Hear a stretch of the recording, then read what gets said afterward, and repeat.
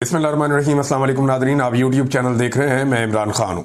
Nadreen, Pakistan Tehreek Insaf ने तो फैसला किया था कि बिला मुकाबला उन्होंने इलेक्शन करवाना है सेनेट का खैबर पख्तूनख्वा में, और वो सेनेट जिसमें अपोजिशन को एक टाइम पे 2 या 3 सीटों की उम्मीद थी, वहाँ पे उन्हें 5 सीटें भी ऑफर कर दी, क्योंकि पाकिस्तान तहरीक इंसाफ को इस बात का डर है कि उनके MPs बिक जाएंगे और उनके MPs जो हैं वो मशकूक हालत में है, यानी उनका कोई पता नहीं है कि ये इधर जाते हैं या उधर जाते हैं या अपना वोट बेच देते हैं।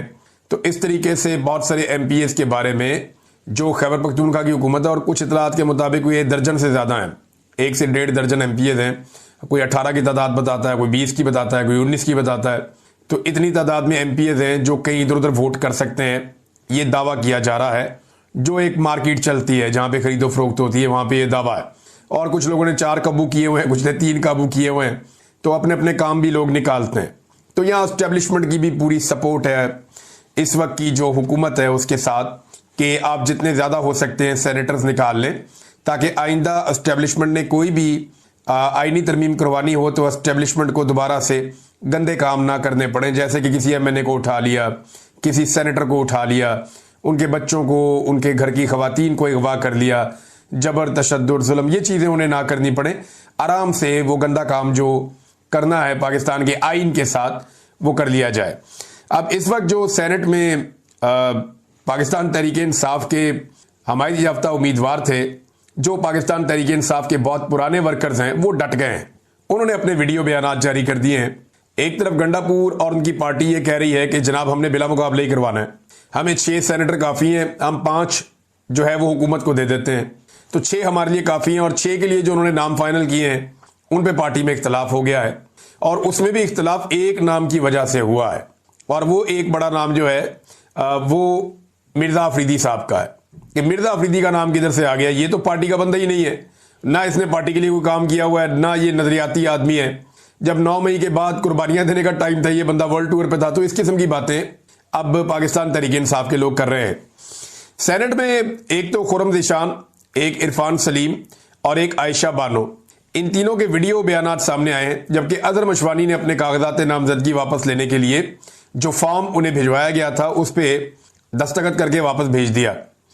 लेकिन ये जो खुर्रम ज़ीशान है, इरफान सलीम है और आयशा बानो है, इन तीनों ने अपना वीडियो रिकॉर्ड भी जारी कर दिया है। अजहर मशवानी ने जब दस्तबरदार होने का फैसला किया तो उन्होंने ये कहा कि मुराद सईद के बाद अगर कोई सबसे बड़ा हकदार है तो वो इरफान सलीम है। तो मैं विड्रॉ हो जाता हूं इरफान सलीम के हक में, लेकिन मिर्ज़ा अफरीदी को टिकट मिल गया। बहरहाल ये तीनों ने अपना अपना वीडियो बयान जारी किया। वो कहते हैं जी हमारे हाथों पे आप चांद और सूरज भी रख देंगे ना तो हम विड्रॉ नहीं होंगे, हम मुकाबले से बाहर नहीं जाएंगे। ना ये इमरान खान का नजरिया है। आप सरमायादारों के आगे अपनी पार्टी बेच रहे हैं और हम ये नहीं होने देंगे, ये एस्टेब्लिशमेंट का गंदा खेल है, हम इसका हिस्सा नहीं बनेंगे। तो इन्होंने कहा जी, खुर्रम ज़ीशान ने, इरफान सलीम ने, आयशा बानो ने वीडियो जारी कर दी। तीनों ने अपनी अपनी अलग अलग वीडियो जारी की है और तीनों ने यह कहा कि ये किसी सूरत पीछे नहीं हटेंगे। नाज़रीन देखें, पाकिस्तान तहरीक इंसाफ कैसी जमात है। एक ऐसी जमात है कि वहां पे एक गलत आदमी को टिकट मिल रहा है तो रोला पड़ गया। गलत आदमी बोले तो मैं ऐसे कोई उसकी बुराई नहीं कर रहा, मिर्ज़ा अफरीदी की मेरी कोई लड़ाई नहीं है उनसे, लेकिन एक ऐसे आदमी को टिकट मिल गया जो कंप्रोमाइज था। एक ऐसे आदमी को टिकट मिल गया जो अवामी आदमी नहीं है, जिसने कोई स्ट्रगल नहीं की, कोई नजरिए के लिए नहीं खड़ा हुआ।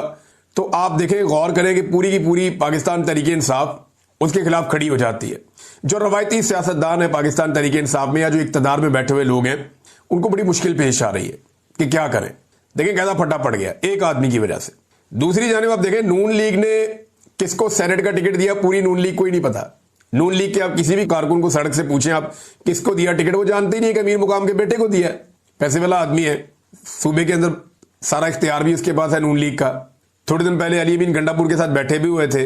इनके होटल ने दरियाए सवात का पानी का रास्ता भी रोका हुआ है, लेकिन उनका होटल गिराने की जरूरत भी अली अमीन गंडापुर को नहीं हुई। दीवारें गिराने पहुंचे थे, बस उतना ही कर पाए। एक साइड की दीवार गिराई, उसके बाद माफी तलाफी हुई है, होटल नहीं गिरा पाए। हालांकि बड़े इन्होंने नारे लगाए थे कि हम सारी तजावजात हटा देंगे। वो गरीबों के होटल और तजावजात गिरा दी, और जो ताकतवर अमीर आदमी उसको कुछ नहीं कर सके, उसके बेटे को अब सेनेट के अंदर सेनेटर बनाया जा रहा है। तलहा महमूद, सेनेटर तलहा महमूद बड़े मकबूल हैं, बहुत पैसे वाले आदमी हैं। ये पहले फजलुर रहमान साहब की जमात से सेनेटर बना करते थे, फिर इन्होंने पीपल्स पार्टी ज्वाइन की, अब ये पीपल्स पार्टी से सेनेटर बनेंगे। और पीपल्स पार्टी ने इनका नाम, पीपल्स पार्टी में कोई पूछेगा? कोई नहीं पूछेगा। पीपल्स पार्टी के हजारों वर्कर्स वहां पे मौजूद है खैबर पख्तूनख्वा में, एक सवाल नहीं होगा, क्योंकि इन पॉलिटिकल पार्टीज में जमहूरियत है ही नहीं। फजल रहमान साहब ने किसको खड़ा किया, कोई सवाल नहीं करेगा। दिलावर खान, बाकी लोग तगड़े लोग हैं भाई, पैसे वाले लोग हैं, सरमाएदार आ रहे हैं, आकर सेनेटर बन रहे हैं, एस्टेब्लिशमेंट भी खुश, ये रवायती सियासी जमातें भी खुश, और वो पैसे वाले लोग भी, उनका शबशबा बन जाएगा, वो सेनेटर बन जाएंगे। तो पीटीआई भी एक ऐसे आदमी को टिकट देना चाहती है, मिर्जा अफरीदी को, लेकिन पीटीआई के अंदर रिएक्शन आ जाता है, वो कहते हैं ये नहीं हो सकता, हम ये नहीं होने देंगे। जहां तक कोई ये कहता है ना, तो इस पर तो मुझे बिल्कुल भी यकीन नहीं आता कि ये पैसे इसलिए पैसे वाले लोग ले रही है पीटीआई कि उन्हें पैसे की कमी है। ओवरसीज पाकिस्तानी इनको इतना पैसा देते हैं, कोई सोच भी नहीं सकता। ये जहां पे जो काम करना चाहे, ओवरसीज पाकिस्तानी खुले दिल से पाकिस्तान तहरीक इंसाफ को इमरान खान के नाम के ऊपर पैसा देते हैं, चाहे वो फंडिंग किसी नेक मकसद के लिए हो, किसी इदारे के लिए हो, चंदा इकट्ठा किया जा रहा हो, या वो पाकिस्तान तहरीक इंसाफ के लिए फंडिंग कर रहे हो, एक पॉलिटिकल तहरीक चलाने के लिए, तो ओवरसीज पाकिस्तानी दिल खोलकर पैसा देते हैं। पाकिस्तान के अंदर बेशुमार लोग हैं जो पैसा देते हैं और बगैर लालच के देते हैं। उन्हें ये नहीं है कि उन्हें सेनेटर बनाया जाए, ये किया जाए, वो किया जाए, और पैसा इकट्ठा करने के इनके पास और भी बहुत तरीके हैं। तो ये तो एक सीधा सीधा झूठ ही है कि सिर्फ पैसों के लिए। हाँ, ये जरूर है कि चंद लोग अपनी जेबें इसमें भर सकते हैं और चंद लोग मजे ले सकते हैं। नादरीन, एक तरफ ये सिलसिला चल रहा है, दूसरी तरफ इमरान खान को तकालीफ देने का सिलसिला जारी है। इसमें जो मेरे पास स्टेटमेंट है, एक तो इमरान खान साहब की बहन नौरीन खान, उन्होंने इमरान खान के बारे में गुफ्तगू करते हुए कहा कि जिस तकलीफ में इमरान खान को रखा है, इसकी मिसाल पाकिस्तान की सियासत में नहीं मिलती, और ना रोशनी है, ना बिजली है, और ना ही सही खाना दिया जा रहा है, सही पानी दिया जा रहा है। तो इमरान खान साहब को बहुत परेशान किया जा रहा है, उनकी सेहत भी खराब हो रही है, उनकी बहनों के बकौल। इमरान खान साहब के एक दोस्त भी हैं, सीनियर सहाफ़ी भी हैं, हमने उनसे काफ़ी सीखा भी। हारून रशीद साहब जो हैं बड़े सीनियर जर्नलिस्ट हैं और पुराने लिखाड़ियों में से एक हैं। उन्होंने कहा कि इमरान खान की तौहीन की कोशिश की जा रही है, इमरान खान को बदबूदार पानी दिया जा रहा है, खराब खाना दिया जा रहा है, इमरान खान का वजन कम हो रहा है। क्या ये कोई इंसानियत है?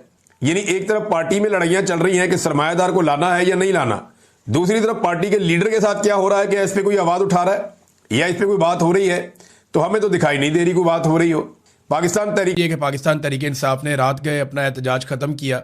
ये हुआ क्या, किस तरह हुआ, रिस्पॉन्सिबिलिटी किसकी थी और कसूर किसका था, ये सारा मैं आपको अभी इस वीलॉग में अगले एक आधे मिनट में बताता हूँ। फिर हम चलेंगे कि फ्यूचर में अब होने क्या जा रहा है।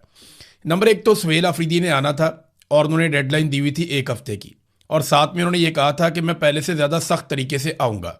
अब सुहेल अफरीदी ने किसी लॉन्ग मार्च का ऐलान नहीं किया, कोई अवामी कॉल नहीं दी, सिर्फ अपने अरकान पार्लियामेंट को ये बोला कि वो अपने साथ अपने दोस्तों को लेकर आए। अब हर रुकन पार्लियामेंट के साथ थोड़े थोड़े से लोग थे, बहुत ज़्यादा बड़ी तादाद में लोग नहीं आए। ये 1500 लोग होंगे, 2000 लोग होंगे, इससे ज़्यादा लोग नहीं थे। वो जो आप कहते हैं कि लाखों की तादाद में लोग निकल आए, वो नहीं था, और ना ये कोई लॉन्ग मार्च की कॉल थी। सुहेल अफरीदी और उनके लोग चक्री वाली साइड से इन्होंने जाना था, और जो प्रोटोकॉल था उसको भी यही पता था कि ये चक्री से जाएंगे। लेकिन आखिरी वक्त में सुहेल अफरीदी ने प्लान चेंज किया और वो एक्सप्रेस वे पे चढ़ गए जो इस्लामाबाद की तरफ जाती है। अब इस्लामाबाद में पुलिस को मुसीबत पड़ गई और एजेंसियों को जो है वो फौरी तौर पे मुतहरिक हो गई, और इन्होंने पुलिस को अहकामात जारी किए कि रास्ते बंद किए जाएं। 26 नंबर जो चुंगी है वहाँ पे रास्ते बंद किए गए, और वहाँ पाकिस्तान तहरीक इंसाफ की जानिब से सुहेल अफरीदी और उनके साथी जो पहुँच रहे थे उनके आगे रुकावटें लगा दी गई। इस पर सुहेल अफरीदी ने एहतजाज किया, इमरान खान की बहनें उनके साथ थीं। फिर सारा दिन लड़ाई झगड़ा चलता रहा। हज़ारों लोगों की गाड़ियाँ रुक गई, जो इस्लामाबाद से निकल रहे थे उनकी भी, और जो इस्लामाबाद में दाखिल हो रहे थे उनकी भी। फिर काफ़ी देर के बाद जो है वो एक तरफ का आधा रास्ता खोला गया, फिर थोड़ा सा और रास्ता खोला गया, फिर बाद में पूरा रास्ता खोला गया। लेकिन इस बीच में बहुत सारे कारकुनों को गिरफ्तार किया गया और बड़ी बदमज़गी बार बार होती रही, धक्कम पेल भी होती रही। पता चला बीच में अलीमा खानम को गिरफ्तार कर लिया गया, लेकिन बाद में उन्हें छोड़ दिया गया। हालांकि अलीमा खानम कई मरतबा कह चुकी हैं कि मुझे गिरफ्तार कर लो अगर करना है तो, लेकिन अलीमा खानम को ये निज़ाम एक स्ट्रेटजी के तहत गिरफ्तार नहीं करता, क्योंकि इससे और बहुत बड़ा इम्पैक्ट आएगा। अभी ये उतना बोझ उठाना नहीं चाहते।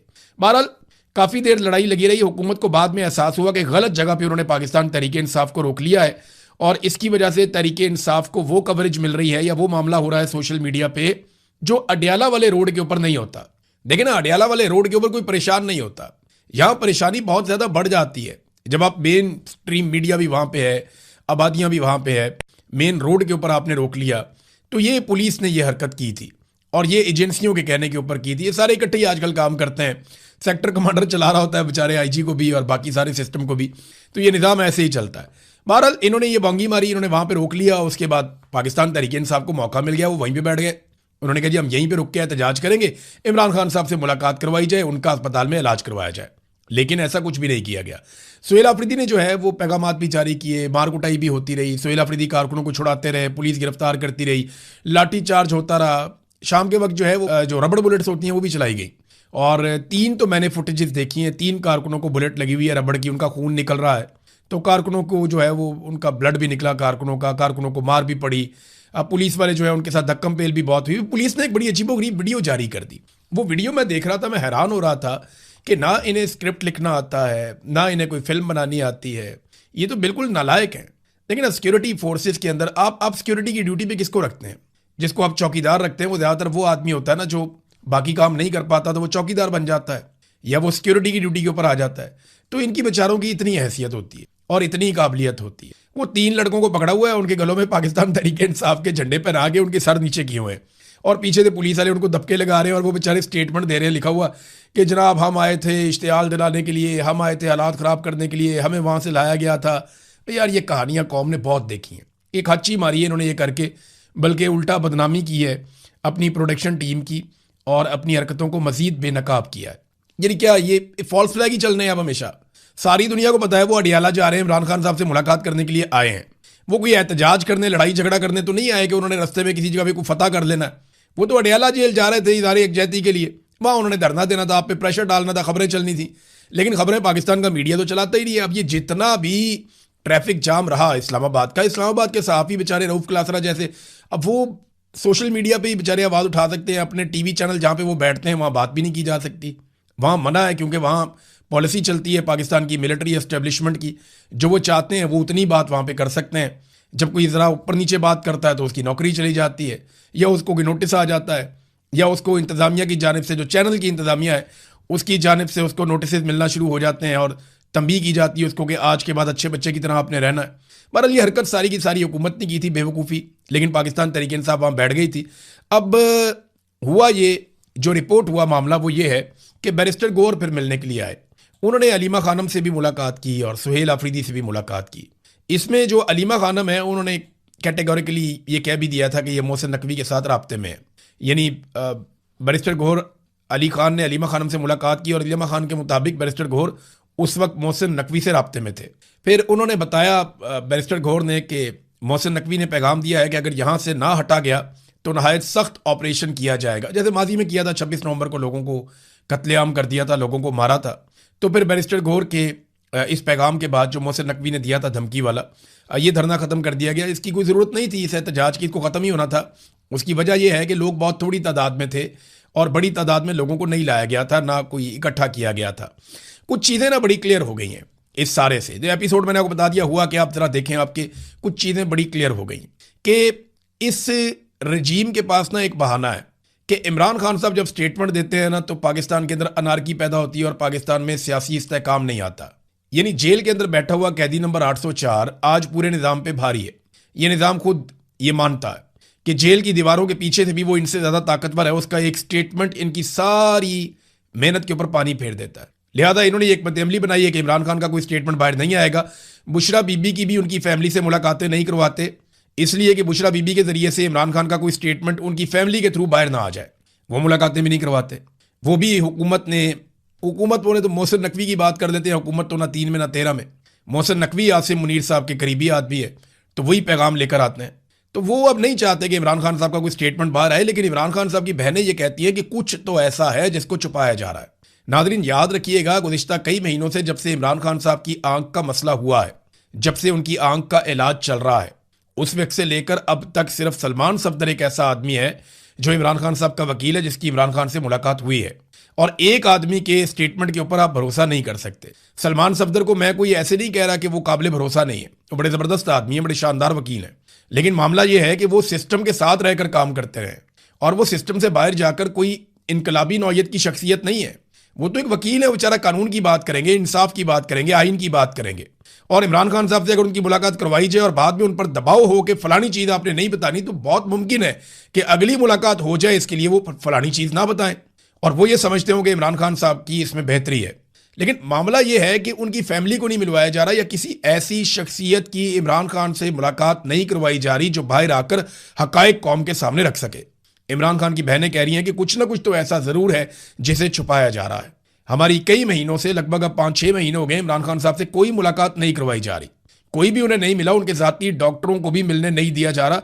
तो ऐसा क्या है जिसे छुपाया जा रहा है? अब यह चीज तो क्लियर हो गई कि हुकूमत इमरान खान से मुलाकात नहीं होने देगी। ये चीज भी क्लियर होगी कि इस हुकूमत के अंदर इंसानियत या कोई चीज ऐसी आप समझ रहे हो कि कोई जाग गई है, कोई जमहूरियत है, कोई इंसानियत है, तो ऐसा कुछ नहीं है। और ये चीज भी सुहेल अफरीदी को अब क्लियर हो जानी चाहिए कि ये घी सीधी उंगली से नहीं निकलेगा।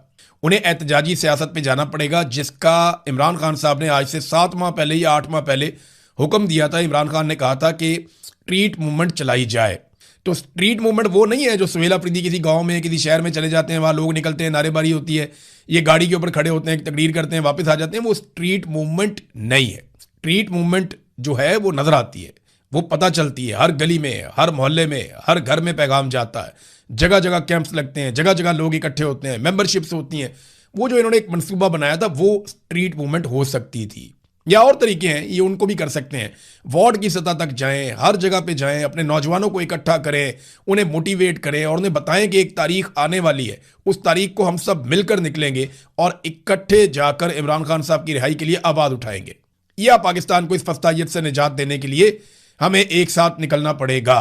तो पाकिस्तानियों को इकट्ठा करना पड़ेगा। ये हुकूमत बिल्कुल लचक नहीं दिखाएगी। एस्टेब्लिशमेंट की सोच अब भी वही है, कातलाना सोच है। अवाम के हक को कभी भी जमहूरी या पार्लिमानी तरीके से वापस नहीं लिया जा सकेगा। ये सीधी उंगली से घी कभी नहीं निकलेगा और अवाम को भरपूर अंदाज में मुतहर्रिक होकर निकलना पड़ेगा। जो रियल स्ट्रीट मूवमेंट होती है, जिसका इमरान खान साहब ने कहा है, उसके ऊपर इनको चलना पड़ेगा। अब सुहेल अफरीदी साहब आज 2 बजे एक प्रेस कॉन्फ्रेंस करने जा रहे हैं, जिसमें वो कुछ चीज़ों का ऐलान करेंगे।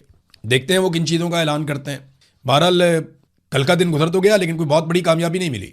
ना इमरान खान साहब से मुलाकात हुई, ना उनका इलाज हुआ, और सिर्फ एक हुकूमत ने रोकने की कोशिश की। कुछ कारकुन गिरफ्तार हुए, कुछ कारकुन जख्मी हुए और हज़ारों लोग ख्वार हो गए। इसके अलावा कुछ भी नहीं हुआ। हाँ, ये ज़रूर है कि सुहेल अफरीदी ने साबित किया कि वो मुज़ाहमत के रास्ते पे चल सकते हैं। कुछ छोटी मोटी मुज़ाहमत होती रही सारा दिन में, कोई बहुत बड़ा एपिसोड तो नहीं हुआ। अब इसमें जो है वो पाकिस्तान तहरीके इंसाफ को और सुहेल अफरीदी को यह फैसला करना है कि वो किस लेवल तक इस मामले को ले जा सकते हैं। हाँ, एक चीज़ मैं आपको बताता हूँ कि मिलिट्री एस्टेब्लिशमेंट ने खैबर पख्तूनख्वा की हुकूमत के खिलाफ बाकायदा एक कंपेन लॉन्च कर दी है। मैं एक्सप्रेस न्यूज़ की खबर पढ़ रहा था, इसमें सबसे पहले जो है फहद हुसैन साहब को एंगेज किया गया, क्योंकि वो PMLN से उनका ताल्लुक है। वो साबिक कैबिनेट के मेंबर भी रहे शहबाज शरीफ के, और जो जुल्म और बर्बरियत पाकिस्तान में होती रही उसका हिस्सा रहे फहद हुसैन। तो अब जनाब उन्होंने एक खबर भी जारी करवा दी है एक्सप्रेस न्यूज़ के ऊपर। जो एक्सप्रेस न्यूज़ वाले हैं उन्होंने खैबर पख्तूनख्वा में बदमनी, महंगाई, करप्शन में खतरनाक इजाफा, आवाम की वज़ीर आला पर कड़ी तनकीद। यानी मरियम नवाज महंगा जहाज़ ले तो कोई खबर नहीं छप रही, मरियम नवाज बैरून मुल्क के दौरे कर रही है, कोई खबर नहीं छप रही, लोगों को अजीब व गरीब किस्म के बिल आ रहे हैं, कोई खबर नहीं छप रही, लोगों को सड़कों पर खबार किया जा रहा है, कोई खबर नहीं छप रही, लोगों को पुलिस मुकाबले जाली कर करके 2000 से ज़ायद लोगों को मार दिया गया मावराए अदालत, कोई खबर नहीं छप रही।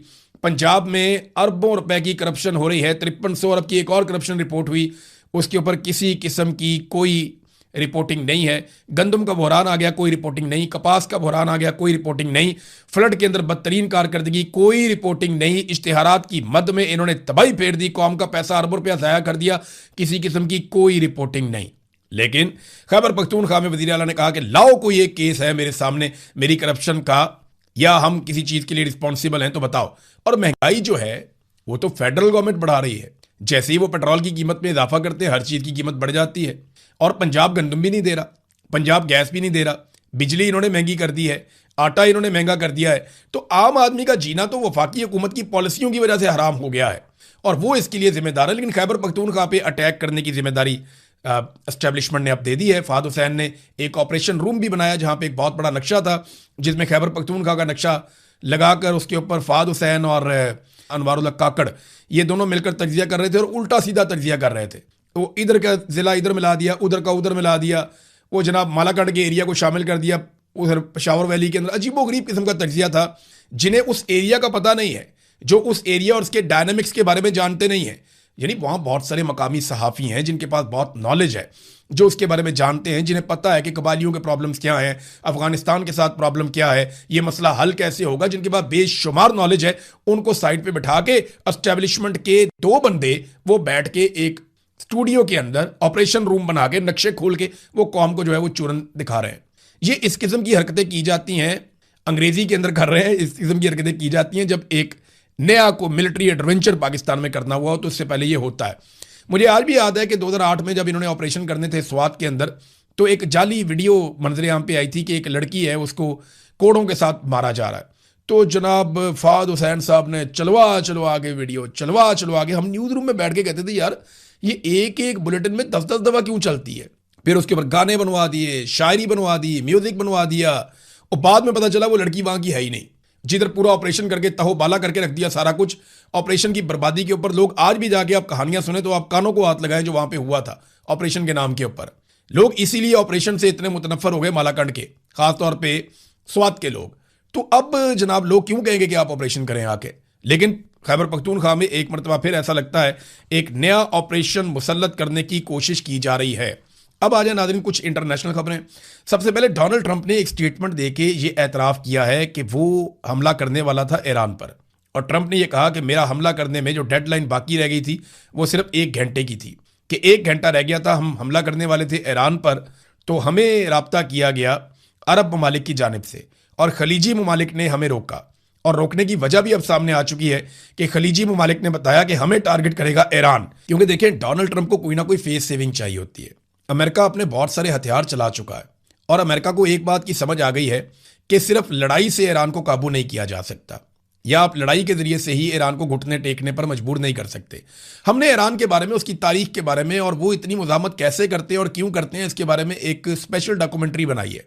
अभी उसके ऊपर काम हो रहा है, अगले चंद दिनों में वो डॉक्यूमेंट्री मैं आपके सामने रखूंगा कि एक्चुअली ईरान है क्या, ये ईरानी कौन लोग हैं और ये कैसे इतनी मुज़ाहमत करते हैं। बहरहाल ये अब डोनाल्ड ट्रंप को और अमेरिका को ये समझ आ गई है कि ताकत के बलबूते पे सिर्फ आप ईरान को नहीं मनवा सकते, लिहाजा वो कोशिश करेंगे कि बातचीत से मसला हल हो जाए। कभी पाकिस्तान फेस सेविंग देता है, कभी अरब ममालिक देते हैं, और अरब ममालिक ने यह बताया है कि ईरान की जो हिकमत अमली है उसमें खलीजी ममालिक की जो तनसीबात हैं उनको अब रखा गया है, वो वहां पे अटैक करेंगे। ये बात रूस ने भी बताई और ये खतरे से आगाह किया था रूस ने तमाम ममालिक को कि जनाब इस मरतबा अगर आप जंग करेंगे तो ईरान जिस तरह का जवाब देगा उससे पूरा खित्ता लपेट में आ जाएगा। अच्छा नाज़रीन, अब एक और मसला भी है। वो मसला ये है कि सऊदी अरब और यूएई के ऊपर ड्रोन हमले हो रहे हैं, लगातार हो रहे हैं। यूएई में आपने देखा कि एक एटमी तनसीब के करीब, जहां पे एटमी पावर प्लांट है, उसके बिल्कुल नजदीक एक जनरेटर में आग इसलिए लग जाती है कि वहां पे ड्रोन मारा जाता है। फिर 6 ड्रोन जो हैं उनको यूएई हवा में तबाह करता है। सऊदी अरब क्लेम करता है कि 3 से 4 ड्रोन उन्होंने भी हवा में रोके हैं और उनको हवा में तबाह किया है। लेकिन अब यूएई ने एक बड़ा खौफनाक स्टेटमेंट दिया है और उन्होंने ये बताया कि ये जो ड्रोन्स हमारे ऊपर आ रहे हैं ये ड्रोन इराक से आए थे। यूएई ने कहा कि बराका न्यूक्लियर पावर प्लांट को निशाना बनाने वाले ड्रोन्स इराक से आए थे। अब इराक से ये ड्रोन आ रहे हैं तो फिर ईरान ने तो नहीं मारे ना, और ईरान ने ये दावा भी किया है। ईरान ने बाकायदा ये स्टेटमेंट दिया है कि सऊदी अरब या यूएई के ऊपर जो ड्रोन्स जा रहे हैं उनका ईरान के साथ कोई ताल्लुक नहीं है। ईरान इस वक्त मुकम्मल तौर पे सीज फायर किए हुए है।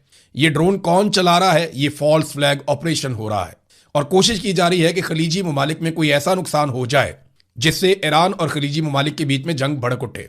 और याद रखिएगा, ऐसा कोई फॉल्स फ्लैग पाकिस्तान के खिलाफ भी किया जा सकता है, या तो पाकिस्तान में या सऊदी अरब में जो पाकिस्तान के मिलिट्री एसेट्स हैं वहां पे कोई फॉल्स फ्लैग करके पाकिस्तान को इस लड़ाई में घसीटने की कोशिश की जा सकती है। क्योंकि पाकिस्तान एक ऐसा मुल्क है जो फौजी नुक्ता नजर से ऐसा ताकतवर है कि वो ईरान के साथ लंबा पंगा ले सकता है। बहरहाल अभी जो सिचुएशन है वो ये है कि इराक से आ रहे हैं ये ड्रोन्स, ये यूएई ने कहा।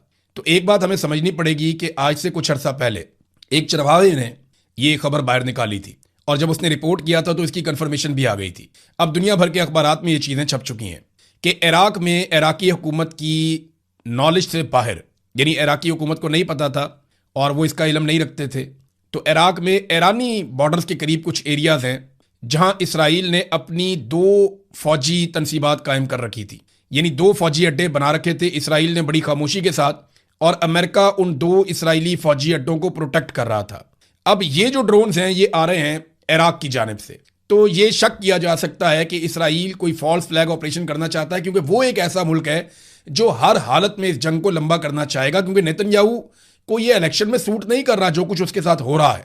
नेतन्याहू को जेल भी जाना पड़ सकता है, उसके खिलाफ मुकदमात भी चल रहे हैं।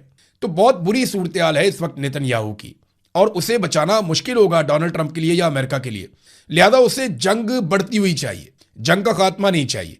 और अगर जंग दोबारा शुरू करनी है या उसको बढ़ाना है तो कोई ना कोई फॉल्स फ्लैग ऐसा करना होगा जो काम आए। अब अमेरिकन को तो वो मार नहीं सकते फॉल्स फ्लैग में, अमेरिकन फौरी तौर पे पता कर लेंगे किसने किया कैसे किया। लेकिन अब यूएई और सऊदी अरब, उनको भी इंफॉर्मेशन मिल रही है चाइना से, रशिया से, हत्ता कि ईरान खुद कह रहा है कि ये हमने नहीं मारा, ये फॉल्स फ्लैग ऑपरेशन की तैयारी है। अब डोनाल्ड ट्रंप ने एक और बात की, उन्होंने कहा जी जुम्मा, हफ्ता और एतवार ये दिन है, ईरान के पास ज्यादा टाइम नहीं है, 2-3 दिन के अंदर अंदर वो फैसला करे, वरना फिर मुझे दोबारा से एक और झटका देना पड़ेगा, एक और हमला करना पड़ेगा। बड़ी खबर एक और ये है कि पुतिन डोनाल्ड ट्रंप का दौरा खत्म करने के बाद, क्योंकि डोनाल्ड ट्रंप गए थे चाइना का दौरा उन्होंने खत्म किया, वो वापस पहुंच गए अमेरिका में, अब पुतिन पहुंच गए हैं चाइना में। देखिए ये बहुत क्रूशल टाइम है, बड़ा इंपॉर्टेंट टाइम है। इस वक्त ना अमेरिका के साथ कुछ प्रॉब्लम चल रहे हैं, अमेरिका की क्रेडिबिलिटी इफेक्ट हुई है दुनिया में, यानी यूरोपीय ममालिक अमेरिका से कुछ हद तक नाराज है। अमेरिका की धमकियां, अमेरिका की हिकमत अमली, उसकी पॉलिसियां, नेटो में जिस तरीके से वो अपने आप को बाहर निकाल रहा है, तो यूरोपीय ममालिक अमेरिका से खुश नहीं है। चाइना के लिए लचक का मुजाहरा किया जा रहा है। खलीजी ममालिक ये सोचने पर मजबूर हैं कि अमेरिका हमारे तहफ़्फ़ुज़ में नाकाम हो गया। इसी तरह जो इंडिया के साथ ताल्लुकात हैं अमेरिका के, डोनाल्ड ट्रंप के पे दर पे स्टेटमेंट्स के बाद वो भी कोई बहुत अच्छे नहीं हैं। तो चाइना और रशिया के पास ये एक मौका है कि वो दुनिया में जो फ्लेक्सिबिलिटी उनके लिए पैदा हुई है वो इससे फ़ायदा करते हुए कुछ अमन मुआहदे करें और यूरोप के साथ, खलीजी ममालिक के साथ अपने ताल्लुकात को एक नेक्स्ट लेवल पर लेकर जाएं। चाइना का एक बहुत बड़ा फोकस जो है वो लैटिन अमेरिका में भी है। अमेरिका के साथ साथ जो सारे ममालिक हैं दूसरे, उनके साथ भी चाइना के बड़े अच्छे ताल्लुकात हैं, रशिया के भी ताल्लुकात हैं। तो अमेरिका के लिए ये बड़ा चैलेंजिंग टाइम है और चीन और रशिया इस मामले को समझते हैं, क्योंकि देखिए जब डोनाल्ड ट्रंप ने चाइना का दौरा किया तो ये पहली मरतबा ऐसा हुआ कि अमेरिकी सदर से ज़्यादा बड़ी और कदावर शख्सियत प्रेसिडेंट शी लग रहे थे, यानी वो ज़्यादा ताकतवर लग रहा था। उनकी बॉडी लैंग्वेज या जो एक तासुर जा रहा था दुनिया को कि ये वर्ल्ड लीडर इकट्ठे हुए हैं। पहले ऐसा होता था कि चाइना थोड़ा दबा दबा लगता था, लेकिन इस मरतबा ऐसा लग रहा था कि इक्वली को दो बहुत बड़ी पावर्स आमने सामने खड़ी हुई हैं। तो बड़ा कद बड़ा है चाइना का, खास तौर पे दिफाई नुक्ता नज़र से मईशत के मैदान में उन्होंने झंडे गाड़े हैं और इस वजह से वो अब डिफरेंटली ट्रीट हो रहे हैं पूरी दुनिया में। मेरे ख्याल में चाइना और रशिया इससे फ़ायदा उठाना चाहेंगे। हम दुनिया को बदलते हुए देखेंगे, ऐसा लगता है अगले 10, 20, 25 साल में, और ये हमारे सामने सामने ही हो जाएगा। अब तक